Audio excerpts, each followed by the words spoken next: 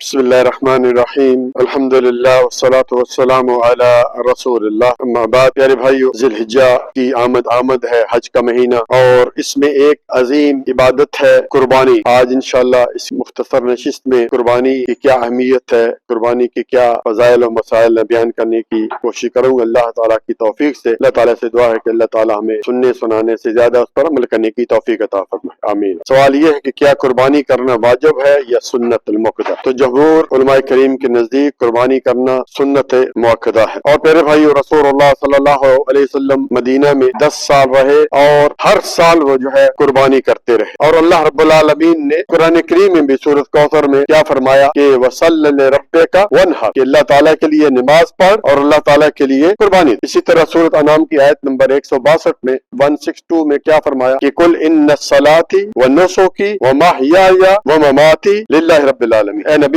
آپ کہہ دیجئے میری نماز، میری قربانی، میرا جینا، میرا مرنا کس کے لیے ہے؟ اللہ کے لیے۔ 4 قسم کے جانور کی قربانی پیارے بھائی یہ نہیں ہو سکتی ہے۔ صحیح الجامع کی روایت 886 ہے۔ نمبر 1 آنکھ کی بیماری والا جانور جس کی بیماری یعنی کانا پن ظاہر ہو۔ نمبر 2 بیمار جانور جس کی بیماری واضح ہو۔ نمبر 3 وہ جانور جو لنگڑا ہو جس کا لنگڑا پن واضح ہو۔ اسی طرح نمبر 4 وہ کمزور جانور جس کا گودا بھی نہ ہو، بالکل ہڈیاں نکلی ہوئی ہیں، اس کی بھی قربانی نہیں ہوتی۔ اسی طرح آگے چلتے قربانی کا گوشت کھانے کے متعلق خود بھی کھا سکتے ہیں اور اسی طرح فقیروں کو بھی کھلائیں اور اپنے رشتہ داروں ان کو بھی دیں۔ مستحب یہ ہے کہ اس کے 3 حصے کیے جائیں، لیکن یہ ضروری نہیں ہے، کوئی کسی حدیث میں نہیں ہے کہ 3 حصے کرنے ہیں۔ اگر گھر میں زیادہ افراد ہیں تو زیادہ گوشت رکھ سکتے ہیں۔ اسی طرح پیارے بھائی جو شخص قربانی کرنے کا ارادہ رکھتا ہو وہ کیا کرے؟ ام سلمہ رضی اللہ تعالیٰ عنہ حدیث کی راوی صحیح المسلم کی حدیث نمبر 1977 ہے۔ آپ صلی اللہ علیہ وسلم نے فرمایا کہ ذی الحجہ کا چاند نظر آنے سے پہلے اپنے ناخن جو ہے وہ کاٹ لے اور اسی طرح اپنے جو ہے وہ جسم کے جو بھی بال ہے وہ صاف کر لے ذی الحجہ کا چاند نظر آنے سے پہلے اور پھر جب وہ جس دن قربانی کرے گا اس کے بعد جو اپنے ناخن کاٹ سکتا ہے اور اپنے جو ہے وہ جسم کے بال نکال سکتا ہے۔ اسی طرح پیارے بھائیو قربانی کے ساتھ بچوں کا عقیقہ کرنا کیسا ہے؟ ایک سوال ہے، ہر سال یہ ہوتا ہے۔ تو پیارے بھائیو رسول اللہ صلی اللہ علیہ وسلم کا کیا فرمان ہے کہ عقیقہ کا اصل اور صحیح وقت بچے کی پیدائش کے 7ویں دن، یاد رکھیں 7ویں دن بچہ پیدا ہو، بچے کی طرف سے بیٹے کی طرف سے 2 جانور 2 بکرے ہو، ٹھیک ہے، وہ ذبح کر کے اس کے بال اتارے اور بالوں کے وزن کے مطابق چاندی جو ہے وہ صدقہ کر دے، بغیر عذر کے تاخیر نہیں کرنی چاہیے۔ ہمارے بہت سارے لوگ ہیں وہ بچہ پیدا ہوا تقریباً 6 مہینے پہلے اور وہ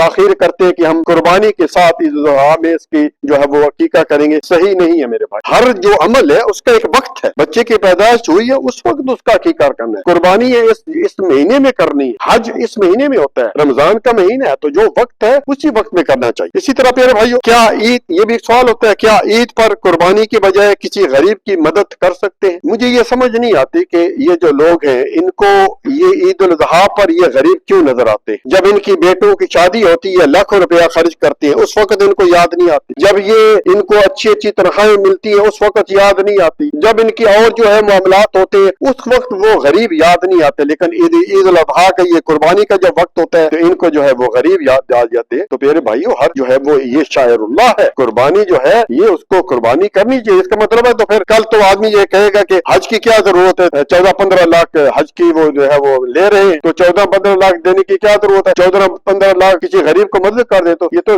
اسلام کا ڈھانچہ گر جائے۔ اس لیے جو ہے قربانی جو ہے وہ کرے، غریبوں کی مدد کرنی وہ علیحدہ کرے اس کا۔ اسی طرح پیارے بھائیو ذبح کرتے وقت ان باتوں کو خیال رکھنا چاہیے، چنانچہ صحیح المسلم میں حدیث نمبر 1955 ہے، رسول اللہ صلی اللہ علیہ وسلم نے فرمایا کہ جب تم ذبح کرنے لگو اچھی طرح ذبح کرو۔ نمبر 1 چھری کو تیز کر لو، نمبر 2 جانور کو راحت پہنچاؤ، اور یہ جو حدیث ہے مستدرک حاکم کی حدیث نمبر 7563 میں یہ بھی بیان ہوا ہے کہ جانور کے سامنے جو ہے وہ چھری کو تیز نہ کرو، جانور سامنے ہے جانتا ہے وہ اس کے سامنے چھری تیز کر رہے ہیں، اس کے سامنے ذبح کر رہے ہیں تو یہ صحیح نہیں۔ اسی طرح پیارے بھائیو قربانی کرنے والے تیری قربانی قبول نہیں، کس کی قربانی قبول نہیں؟ حالانکہ قربانی اس نے کی ہے، اس شخص کی قربانی قبول نہیں جو ریاکاری کرتا ہے، نام و نمود کرتا ہے اور دکھلاوا کرتا ہے۔ آج ہم دیکھیں جب قربانی آئے گی آپ بھی دیکھیں گے نیٹ پر جانور کو لیا ہوا ہے، اس کو بڑے رنگ لگا کے اور گلی کوچوں میں پھیلا رہے ہیں اور ہم نے اتنے لاکھ پر یہ قربانی یہ جو جانور خریدا ہے، اور جیسے ہوتا ہے نا فیشن شو ہو رہا ہے بھائی، سب لوگ دیکھیں تو اس سے عمل ضائع ہو جاتا ہے میرے پاس۔ اللہ رب العالمین نے سورۃ حج کی آیت نمبر 37 میں کیا فرمایا کہ کہ لن ینال اللہ لحومها ولا دماؤها ولکن ینال التقوی منکم، کہ اللہ تعالیٰ کو قربانیوں کے گوشت نہیں پہنچتے، گوشت ہم کھا جاتے ہیں، نہ خون پہنچتے ہیں، اللہ تعالیٰ دیکھتا ہے کہ کس نیت سے اس نے قربانی کی ہے، نیت اچھی ہونی چاہیے میرے بھائیو۔ اسی طرح سنن نسائی میں ہے، رسول اللہ صلی اللہ علیہ وسلم نے فرمایا، حدیث نمبر 3140، وہی عمل اللہ تعالیٰ کو پسند ہے جو خالص اس کے لیے کیا گیا ہو۔ کوئی بھی عبادت ہے میرے بھائی، یاد رکھیے جب تک کہ اس میں ریاکاری، دکھلاوا، نام و نمود ہوگا، اس کا کوئی عمل بھی قبول نہیں ہوگا، خواہ وہ نماز ہو، خواہ وہ قربانی ہو، خواہ وہ کوئی حج اور عمرہ۔ اسی طرح آگے چلتے ہیں، خصی جانور جو ہے اس کی قربانی کرنے کا کیا حکم ہے؟ چنانچہ سنن ابو داؤد کی حدیث نمبر 2792، رسول اللہ صلی اللہ علیہ وسلم نے ایک مرتبہ 2 خصی جو ہے وہ مینڈوں کی قربانی کی۔ آگے چلتے ہیں پیارے بھائی، قربانی کے لیے کون سے جانوروں کا ذکر قرآن کریم میں آیا ہے؟ قربانی کے جانوروں کا ذکر جو ہے وہ نمبر 1 اونٹ ہے، نمبر 2 گائے ہے، نمبر 3 بھیڑ ہے، نمبر 4 جو ہے بکری ہے یا دمبا وغیرہ ہے۔ اور سورۃ حج آپ دیکھ لیجیے آیت نمبر 28 اور 34، اور سورۃ انعام کی آیت نمبر 142 سے لے کر اور 144 تک آپ خود پڑھ لیں۔ اصل میں یہ ہوتا ہے کہ رمضان جب آتا ہے تو تراویح کا شروع ہوتا ہے، جھگڑا شروع ہو جاتا ہے، 20 ہے کہ 11، 20 ہے کہ 11، خوف بندے نے پڑھنی نہ ہو لیکن وہ اختلاف کرتا ہے۔ اور یہ جب آتا ہے تو آپ جناب یہی آ رہا ہے، بھینس کی قربانی ہے کہ نہیں، اللہ کے کٹے کی قربانی ہے کہ نہیں، جو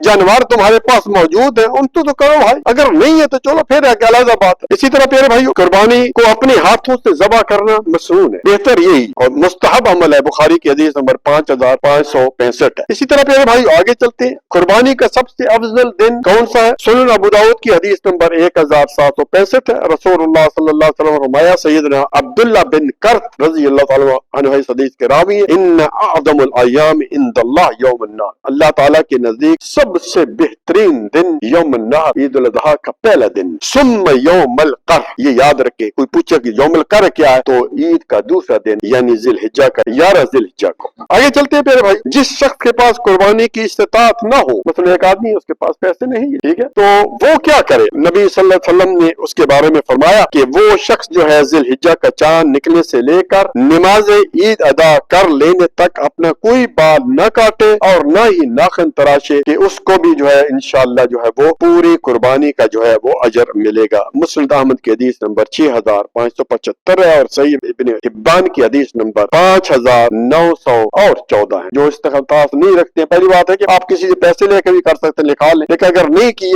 تو پھر آپ جو ہے وہ ذی الحجہ کا چاند سے پہلے جو ہے وہ ان چیزوں سے رک جائیں، اور پھر جب عید ہو اس دن اپنے جو ہے بال یا ناخن وغیرہ کاٹے تو انشاءاللہ پورا اجر ملے گا۔ اسی طرح پیارے بھائیو، افضل ایام الدنیا ایام العشر، دیکھیے نبی صلی اللہ علیہ وسلم کہ دنیا کے سب سے بہترین دن یہ دن جو آ رہے ہیں ذی الحجہ کے پہلے 10 دن، اللہ اکبر۔ اور دیکھیے کہ اللہ تعالیٰ ان کی قسم کھا رہا ہے، والفجر ولیال عشر، یعنی قسم اس طرح نہیں کھائی جاتی ہے کہ اللہ تعالیٰ ان کی قسم کھا رہے ہیں 10 دنوں کی، اللہ تعالیٰ جس کی قسم کھائے، اس کا مطلب کیا ہے پیارے بھائی کہ ان دنوں کا مقام و مرتبہ بہت زیادہ۔ جن لوگوں کو اللہ تعالیٰ نے حج کے لیے بلایا ہے، جو لوگ حج پہ جا رہے ہیں یا کچھ چلے گئے ہیں، وہ تو ماشاءاللہ اللہ تعالیٰ کی رحمتیں لوٹ رہے ہیں، مینا میں ہے، اسی طرح مزدلفہ میں جا رہے ہیں، عرفات کے میدان میں جہاں پہ دعا قبول ہوتی ہیں، اسی طرح رمی کر رہے ہیں۔ لیکن جو لوگ حج پر کسی وجہ سے نہیں جا سکے تو ان کو اللہ تعالیٰ نے یہ 10 دن اور ان میں کی گئی عبادات جو ہے سال کے جتنے بھی دن ہیں ان سے سب سے زیادہ قرار دی کہ وہ یہاں پہ